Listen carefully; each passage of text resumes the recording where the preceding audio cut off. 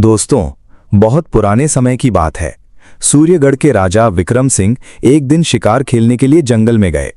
राजा शिकार खेलते खेलते जंगल में बहुत दूर निकल गए। अचानक मौसम खराब हो गया। आंधी तूफान के कारण कुछ भी नजर नहीं आ रहा था। राजा के सभी सिपाही और उसके साथी बिछड़ चुके थे। दिन ढलते ढलते राजा को वापसी की चिंता सताने लगी, लेकिन राजा तो रास्ता भटक चुके थे। अब इस हाल में वापस लौटना संभव नहीं था। जंगल जंगली जानवरों से भरा हुआ था, इसलिए मजबूरी में उन्हें वहीं रात बिताने के लिए कोई सुरक्षित जगह ढूंढनी पड़ी। चलते चलते राजा को दूर कहीं धुआं उठता दिखाई दिया। जब वो वहां पहुंचे तो उन्होंने देखा कि एक छोटी सी झोपड़ी थी। राजा ने दरवाजा खटखटाया और कहा, मैं एक मुसाफिर हूं, मौसम बहुत खराब है, क्या मुझे रात बिताने के लिए आसरा मिल सकता है? थोड़ी देर बाद झोपड़ी का दरवाजा खुला। सामने एक बूढ़ा लकड़हारा खड़ा था। उसने बड़े सम्मान के साथ राजा को अंदर बुला लिया। उस बूढ़े आदमी की एक बेहद सुंदर और सरल स्वभाव की बेटी भी थी। दोनों पिता पुत्री जंगल से लकड़ियां काटकर अपना जीवन चलाते थे। लड़की ने राजा के लिए साधारण लेकिन बहुत स्वादिष्ट भोजन बनाया। उसने बड़ी श्रद्धा से राजा की सेवा की और आराम करने के लिए साफ सुथरा बिस्तर भी लगाया। पूरी रात राजा उस लड़की की सादगी और विनम्रता के बारे में सोचते रहे। सुबह होते ही राजा ने उन दोनों का धन्यवाद किया और अपने महल लौट आए। लेकिन महल पहुंचने के बाद भी उनका मन बार बार उसी जंगल की झोपड़ी और उस लड़की की यादों में खो जाता। राजा की शादी राज्य के महामंत्री की बेटी से तय हो चुकी थी, लेकिन मंत्री की बेटी घमंडी और लालची स्वभाव की थी। कुछ दिनों बाद राजा ने साफ शब्दों में उस विवाह से इनकार कर दिया और पूरे राज्य के सामने ये घोषणा कर दी कि वो उसी लकड़हारी की बेटी से विवाह करेंगे जिसने बिना पहचान पूछे उनकी सेवा की थी। राजा के इस फैसले से मंत्री अंदर ही अंदर जल उठा, लेकिन वो कुछ कर नहीं सका। जल्द ही राजा विक्रम सिंह और उस लड़की का विवाह हो गया। नई रानी बेहद दयालु और प्रजा से प्रेम करने वाली थी। पूरे राज्य में खुशियां फैल गईं। समय बीतता गया और 1 साल बाद रानी ने एक सुंदर बेटी को जन्म दिया। अगले वर्ष दूसरी बेटी भी पैदा हुई। राजा अपनी दोनों बेटियों से बहुत प्रेम करते थे, लेकिन मंत्री को ये बात बिल्कुल पसंद नहीं थी। एक दिन उसने राजा से कहा, महाराज, राज्य को आगे चलाने के लिए एक पुत्र का होना आवश्यक है। आपको दूसरी शादी कर लेनी चाहिए। राजा ने क्रोधित होकर कहा, मेरे लिए मेरी रानी और मेरी बेटियां ही सब कुछ हैं। मैं दूसरी शादी के बारे में कभी सोच भी नहीं सकता। राजा की ये बात सुनकर मंत्री के मन में बदले की आग और भड़क उठी। उसने धीरे धीरे सेनापति और कुछ लालची दरबारियों को अपने पक्ष में कर लिया। फिर एक रात उसने बड़ी चालाकी से रानी के कक्ष में जहरीला सांप छोड़ दिया। सांप के डसने से रानी की मृत्यु हो गई। रानी की मौत के बाद राजा पूरी तरह टूट गए, लेकिन उन्होंने अपनी बेटियों के लिए खुद को संभाल लिया। मंत्री ने देखा कि राजा अब भी दूसरी शादी नहीं कर रहे हैं, तो उसने एक और खतरनाक साजिश रच डाली। उसने महल के रसोइयों को धन का लालच देकर अपने साथ मिला लिया। एक दिन राजा के भोजन में जहर मिला दिया गया। भोजन करते ही राजा की तबीयत बिगड़ गई और कुछ ही देर में उनकी मृत्यु हो गई।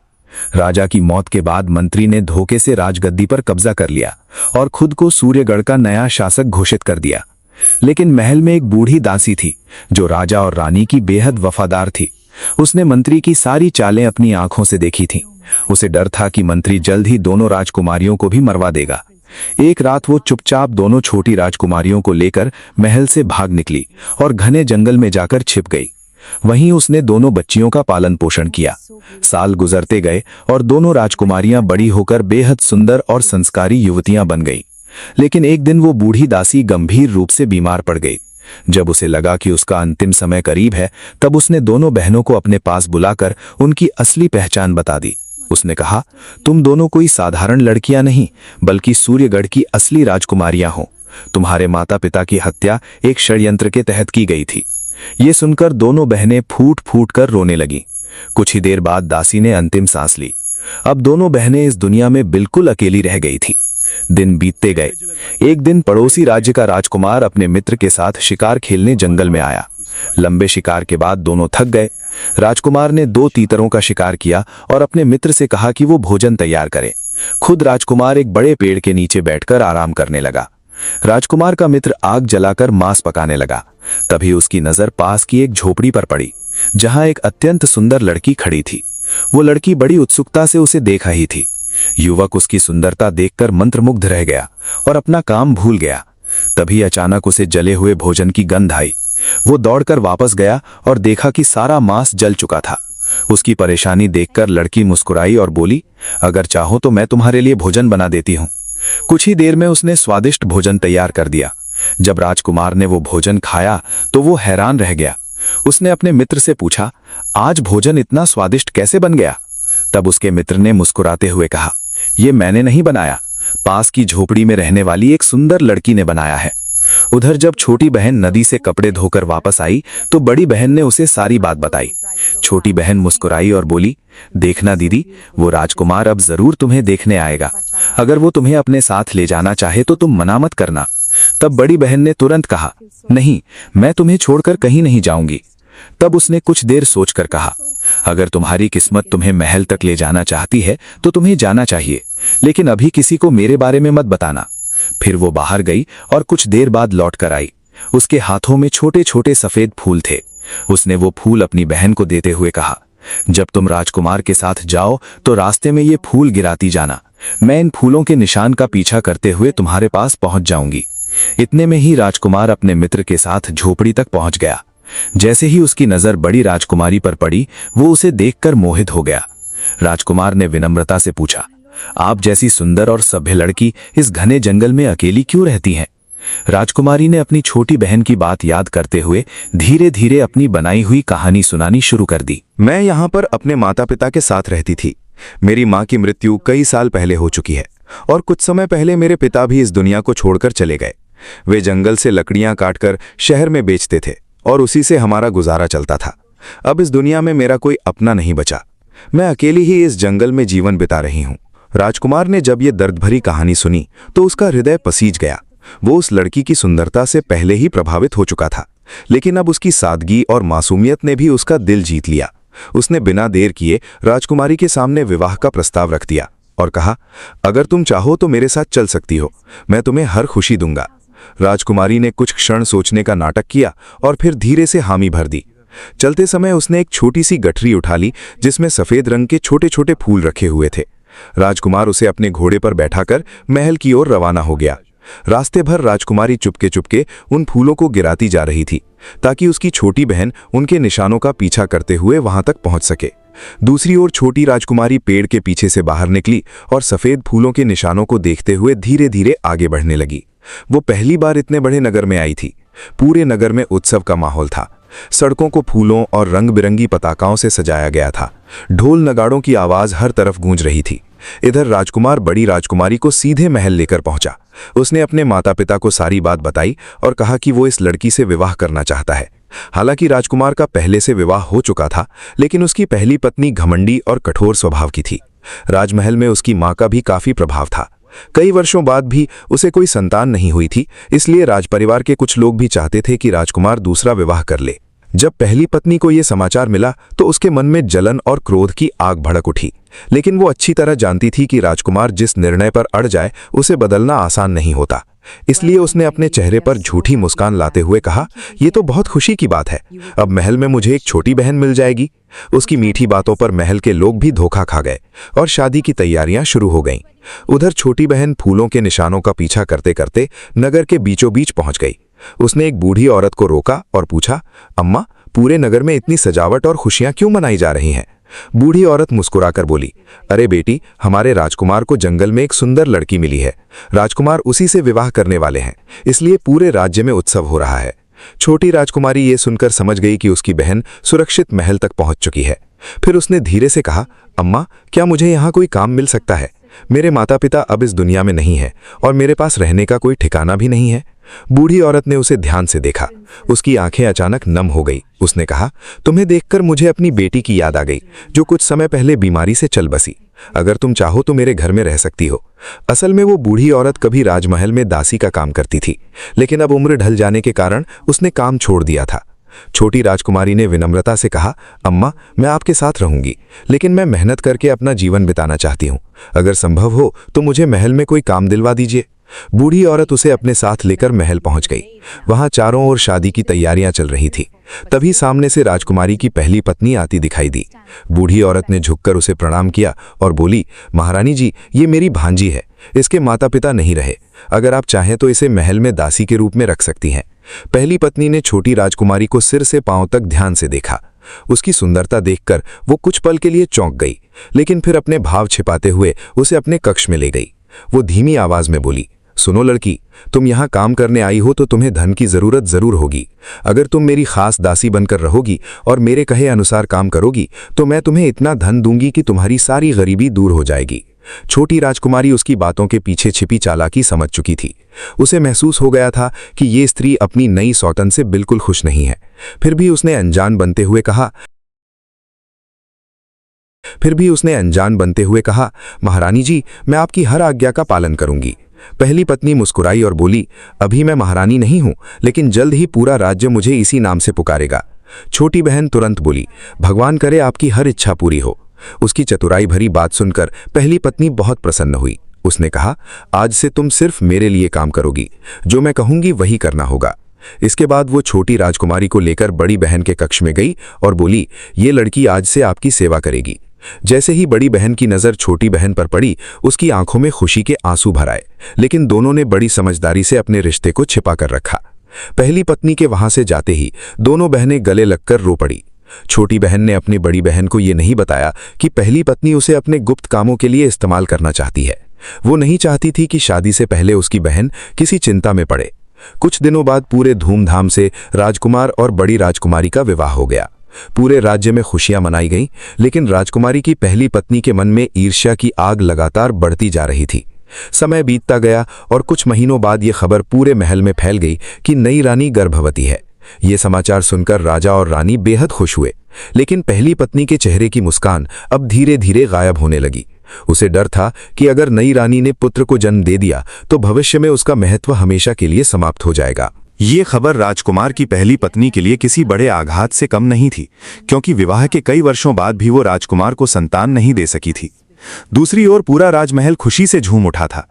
राजा, रानी और स्वयं राजकुमार आने वाले बच्चे के स्वागत की तैयारियों में लग गए। बड़ी रानी का अब पहले से भी अधिक ध्यान रखा जाने लगा। महल की दासियां हर समय उसकी सेवा में लगी रहती, लेकिन महल के एक कोने में छोटी बहन चिंता में डूबी रहती। उसे अच्छी तरह महसूस हो चुका था कि राजकुमार की पहली पत्नी के मन में ईर्ष्या की आग भड़क रही है। एक दिन उसने मौका देखकर अपनी बड़ी बहन से कहा, दीदी, मुझे लगता है कि हमें ये महल छोड़ देना चाहिए। यहाँ सब कुछ वैसा नहीं है जैसा दिखाई देता है। बड़ी बहन मुस्कुरा कर बोली, तुम व्यर्थ डर रही हो। यहाँ सभी लोग मेरा बहुत ख्याल रखते हैं, और तुम तो उसी दिन से मुझे डरा रही हो जिस दिन मैं यहाँ आई थी। अगर तुम चाहो तो मैं आज ही राजा को बता दूं कि तुम मेरी छोटी बहन हो। लेकिन छोटी बहन समझदार थी। वो जानती थी कि अचानक सच बताने पर लोग उन दोनों को शक की नजर से देख सकते हैं। इसलिए उसने धीरे से कहा, नहीं दीदी, अभी सही समय नहीं आया है, कुछ दिन और इंतजार करो। समय बीतता गया और आखिर वो दिन आ गया जब बड़ी रानी को संतान होने वाली थी। उसी रात राजकुमार की पहली पत्नी ने गुप्त रूप से दाई और छोटी बहन को अपने कक्ष में बुलाया। उसने सोने के सिक्कों से भरी थैली छोटी बहन के सामने रखते हुए कहा, जैसे ही बच्चा पैदा हो उसे खत्म कर देना और उसकी जगह किसी जानवर के बच्चे को रख देना। छोटी बहन ये सुनकर अंदर ही अंदर कांप उठी, लेकिन उसने अपने चेहरे पर कोई भाव नहीं आने दिया। वो समझ गई थी कि अब उसकी बहन और होने वाले बच्चे की जान खतरे में है। उसने शांत स्वर में कहा, जैसा आप आदेश दें। कुछ देर बाद बड़ी रानी ने एक सुंदर पुत्र को जन्म दिया। जन्म के तुरंत बाद दाई ने बच्चे को चुपके से छोटी बहन को सौंप दिया। छोटी बहन बच्चे को कपड़े में लपेटकर पिछले दरवाजे से महल से बाहर निकल गई। वो सीधे बूढ़ी अम्मा के घर पहुंची और बोली, अम्मा, ये मेरी बहन का बच्चा है, अभी किसी से कुछ मत पूछो, बस इसे संभाल लो। बूढ़ी अम्मा ने बिना सवाल किए बच्चे को अपनी गोद में उठा लिया। जब छोटी बहन वापस महल लौटी तब तक पूरे महल में हड़कंप मच चुका था। दाई सबको बता रही थी कि बड़ी रानी ने इंसान नहीं बल्कि बिल्ली के बच्चे को जन्म दिया है। ये सुनकर सभी लोग स्तब्ध रह गए। बड़ी रानी बार बार रोते हुए कह रही थी, ये झूठ है, मेरा बच्चा कोई जानवर नहीं था। लेकिन उसकी बात सुनने वाला कोई नहीं था। राजा भी इस घटना से गहरे सदमे में था। उसे समझ नहीं आ रहा था कि आखिर ये कैसे संभव हो सकता है।